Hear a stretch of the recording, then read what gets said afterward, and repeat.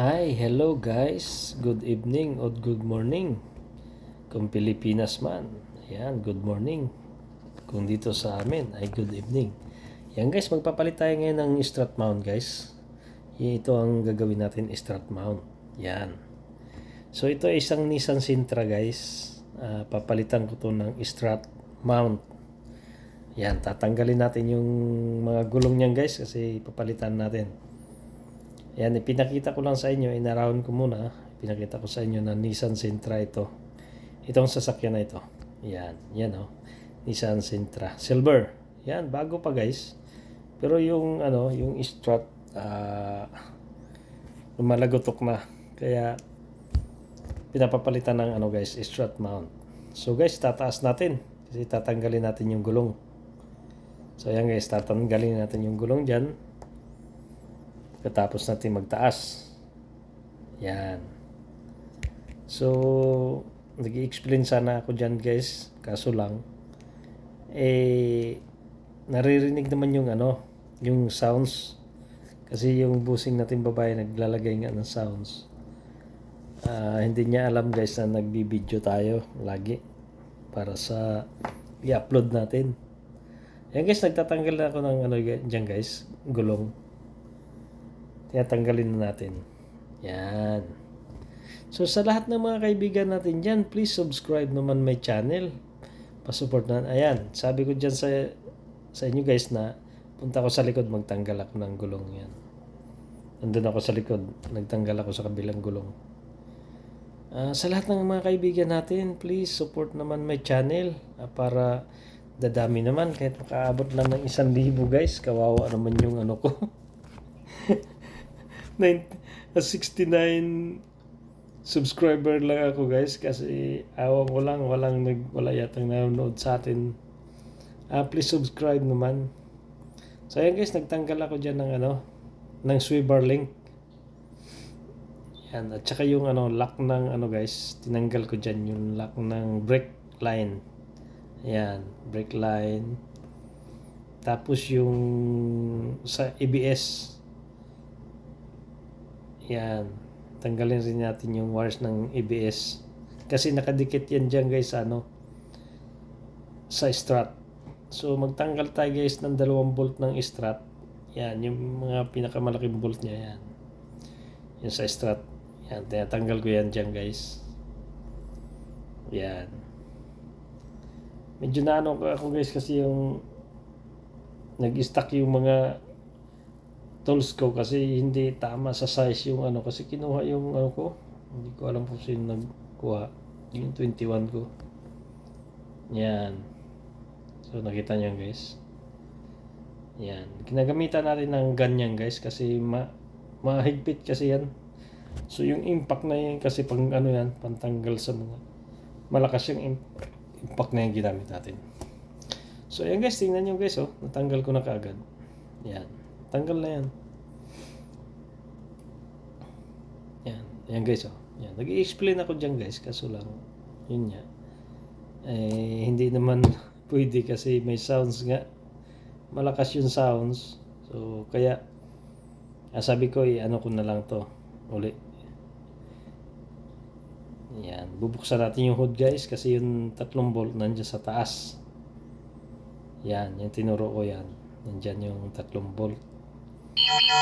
So kailangan natin tanggalin yung guys para matanggal yung strut. Yan. Yan na yung strut na bago guys, pinapakita ko sa inyo. Yan. Yan siya. Yan. So nakita nyo naman guys, bagong bago yan. So mali pa yung kinuha ko. Yung sa yung sa left side pala yun. Yan, yan sa right side. Yan. So ikabit ko na kaagad yan guys. Hindi ko na kinakabit kaagad natin kasi siyempre may time tayo sa work. Kaya oras kasi ang binabayaran sa atin guys, hindi katulad sa atin na isang araw. Dito kasi sa guys, sa ibang bansa, oras kasi ang binabayaran sa atin. Kahit yung mga minuto may mga bayad yon pag lumagpas ka. Yan. Hindi katulad sa atin guys. Dito 8 hours lang talaga. Kapag ano guys, kapag lumagpas ka sa 8 hours, so overtime na yun guys. Double pay na yun. Ayan guys, oh, natanggal ko kaagad, oh. Tingnan nyo. Yan, hindi ko kina-cut off yung video niyan guys, nakita nyo. Yan, kino-compare ko. Tapos kakabit kaagad natin guys. Ayan, sandali ko lang nakabit yan guys. Na sandali lang natanggal, sandali lang nakabit. Kasi kabisado na nga natin. Ayan. Kasi yan lagi ang ginagawa rin natin. Ayan, kumbaga sa ano guys, kumbaga sa ulam, ay, yan ang niluluto mo lagi, yan. Yung mga ganyan. So, kaya kabisado na. Yan. Pero ano guys ha, kung magawa mo yan sa labas, malaki ang bayad niyan. Malaki ang bayad niyan guys pag nagawa mo sa labas. So, makakapira ka talaga. Kasi kami guys, gumagawa kami sa labas. Ako gumagawa ako sa labas. Actually, nung linggo, may gawin niya sana ako, kaso lang kanina tumawag ang customer ko na magpagawa, kaso lang may pasok ako. Sabi ko hindi pwede, gusto mo sa Sabado or Linggo. Yan, sa ano guys, nag-usap kami sa Linggo, may gagawin ako. Yan, Sabado ay part-time natin yung guys, yung pinaka ano natin. Yan guys, dinouble check ko yung higpit niya kasi kahit nag ano tayo sa impact, so hindi naman ang basihan doon, yung kamay talaga. Diyan mo malalaman ang tunay na higpit kung kamay ang gagamitin mo. Yan, tama talaga ang higpit guys pag kamay. Yan, nakita nyo guys, ayan o, nakabit ko na kaagad guys. Ang bilis natin nakabit dyan. Yan, itataas ko na yan kasi para maibalik na kaagad. Tapos pagkatapos niyan, balik na ang gulong guys. Yan na. Tapos lipat tayo sa kabila. Ayan. Pero hindi ko mapakita nung na-drive to guys kasi nabutan na mag-break na ako kasi dyan. Nag-break na ako kasi maghatid ako sa anak ko sa work. So pero tapos na yan siya guys. Tapos na pagbalik ko, hindi ko na rin na video pagbalik ko, pag drive ko kasi na busy ako dun sa guys, sa Jaguar. Kasi yung Jaguar guys, ginawa natin yung noon. Tapos leaking yung valve cover. So kailangan gawin pa rin yung valve cover. Excuse me guys. So ayan guys, ayan na ko na Ayan, binalik ko na yung bolt. Diba?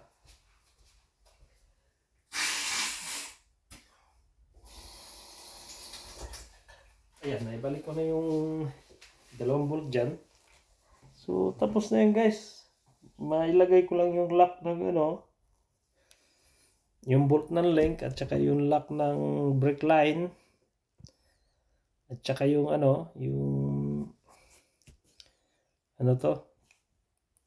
yung ABS sensor. Kasi yung mga ABS sensor guys, nakakunik rin dyan.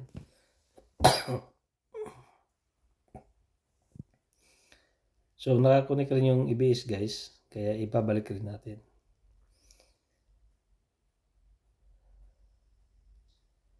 So yan guys, tingnan nyo, tapos na yan. Bilis lang, di ba? Pero pag malalaking truck guys, medyo matagal-tagal guys kasi delikado yung pumipitik kasi ang spring nun. Malalaki, delikado. Kaya ginagamitan namin ng jack yun. Ginajackan niya o kaya tubo stick. Pero pag mga ganyan, lang yan. Kumbaga sa easy na lang sa amin kasi yun nga, hindi naman sa magmamayabang guys, kasi babalik-balik lang yung trabaho. Katulad lang na magluluto ka ng mga ulam. Yan, pabalik-balik. So, ayan guys. Tapos na. Yan. Kabit mo ng mga ABS sensor, line, tapos gulong na. Yan, gulong na yan guys. Tapos na yan. Yan, yung swivel pala. Hindi na yan, swivel link. Kailangan rehipitan guys. Yan. So, yan. Tapos na yun guys. Ay, kakabit ko na yung gulong yan. Tapos lipat na tayo dun sa kabila. Yung kabila na naman. You know. Diba guys? Napakadali lang. Kumbaga sa ano basta kabisado mo na guys.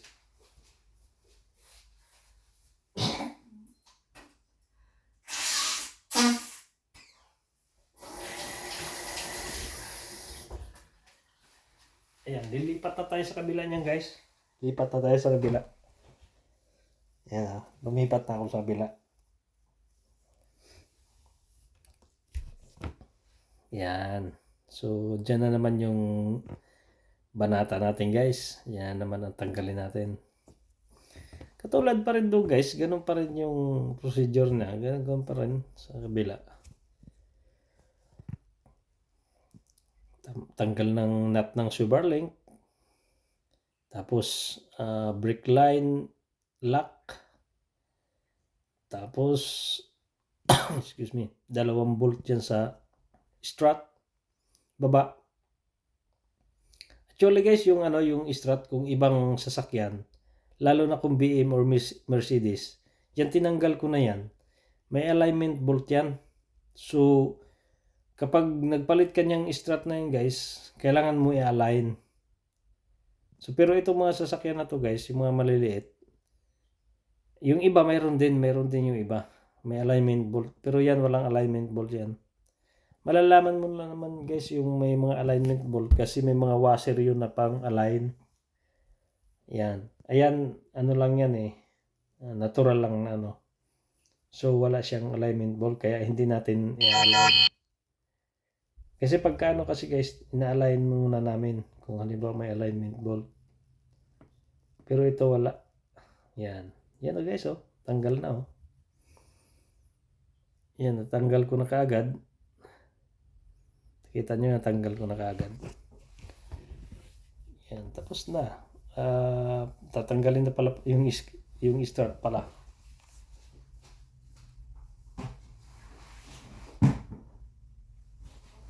Hindi pa, ang bilis lang Yan, baba ko na naman guys kasi yung start tatanggalin ko na. Yung 3 bolt sa 3 bolt sa taas. Yan. Kapag natanggal ko yung 3 bolt guys, ayan, wala na, out na naman siya.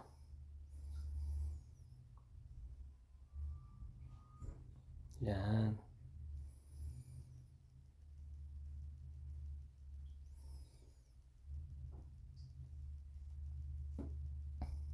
Yan, tanggal na kagad yan guys. Yan, pag natanggal ko yung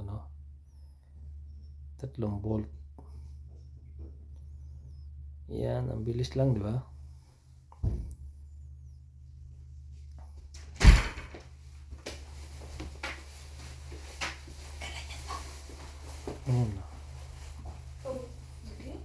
Mga ito na ko.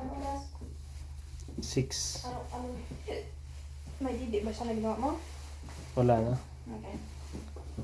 Ay, So, kailangan ko lang malaman kung nagawa ka ng didi kasi pwede ko pa magamit. So, ayan guys. Ayan. Tanggal na yung strut. I-redo mo yung voice Yan, over mo dito nakita mo yung yung strut na I-redo mo kasi maingay. Ulit mo. Ayan Nagtanggal na naman ako ng 3 bolt dyan guys para ikabit ko na yung yan, kinabit ko na yung strut. Yan, kita nyo guys. Pagkatapos nyo guys, sandali na lang.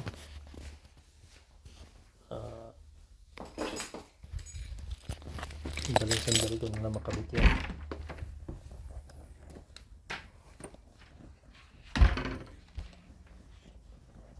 Excuse me. Yan, nag-ano na ako ng 3 bolt dyan sa taas guys. Tulad rin yung ginawa natin sa kabila. Ganun lang din. Ayan, nakita nyo guys yung ginawa ko. Kasi yung isang bolt, hindi maabot. Kaya, yung ginawa ko, yung guys, lagyan mo ng papel yung tools para didikit yung didikit yung bolt mo. Hindi siya mahulog kahit ipapunta mo sa ilalim. Hindi siya mahulog. Yan.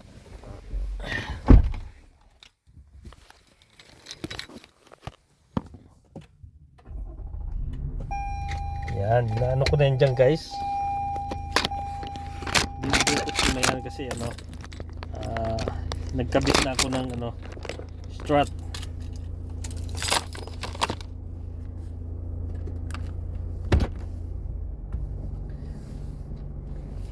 Kami kasi guys kung sino makatuga sa amin yung mga trabaho, yun ang ibibigay sa amin. Kung halimbawa sunod kasi ang customer guys, yung mga gagawin kung sino mauna, first come first serve kasi. Kung sino mauna customer na dadating, yun ang inaano namin, yun ang inuuna namin. Ayan. So guys, dito pala tayo sa guys, dito pala ako nakabis sa Las Vegas. Ayan, Las Vegas tayo guys. Ayan. Ayan guys, dumating yung dating kasama ko dyan. Dating kasama ko dyan sa trabaho. Kaso lang wala na siya dyan ngayon. Bumisita lang dyan sa atin. Ayan.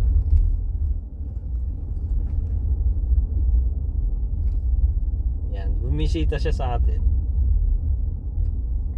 Tayo guys, kahit nakikipag-usap tayo, gumagawa pa rin tayo. Ayan, tinataas ko na yan dyan guys kasi ikakabit ko na yung katulad ng kanina. Yung mga nut ng Silverlink, tapos yung line, brake line, at saka yung bolt na dalawa. Ayan guys, tingnan nyo guys yung ko, medyo mahirap-hirap din guys kasi gumagamit ka rin ng lakas siyempre, di ba? Gumagamit ka rin ng lakas. Pero yun nga, pateknika na lang kung para madali mong mapasok. Nagpapasok kasi ako ng bolt yan guys. Yan, teknikan lang kasi yun. Kaya medyo mahirap naman pero lang sa amin, kumbaga sa amin, kaya kabisado na kasi namin. Yan, tingnan nyo guys bumalik na. Yan. So pag nakabit na natin yung guys, pag nakabit na natin yung mga lock, wala na, tapos na. So guys, please subscribe naman my channel. Pa-support naman dyan. Hindi na natin mapakita sa inyo guys na na-drive natin kasi magbe-break na ako nyan.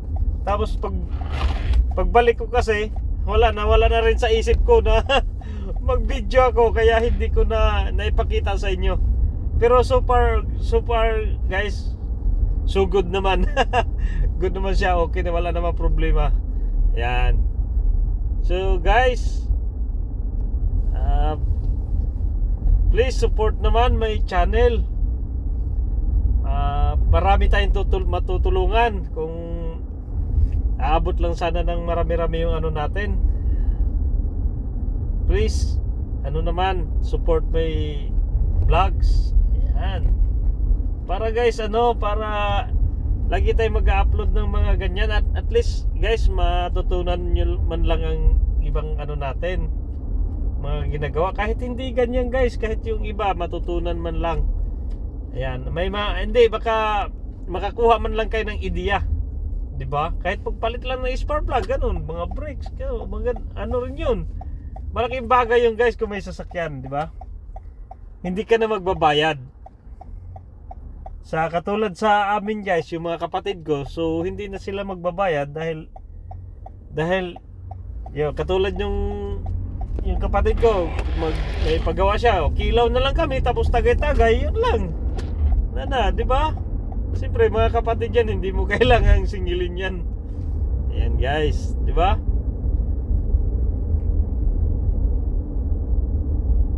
Ayan, tapos na yan guys. Tapos na. Ayan, pinakita ko sa inyo yung tapos niya guys. O, ayan o. Ayan, tapos na siya. Di ba? Ayan, tapos na siya. Tapos na. So, thank you guys. Thank you for watching. Please subscribe my channel. Bye-bye. Support please. Bye-bye.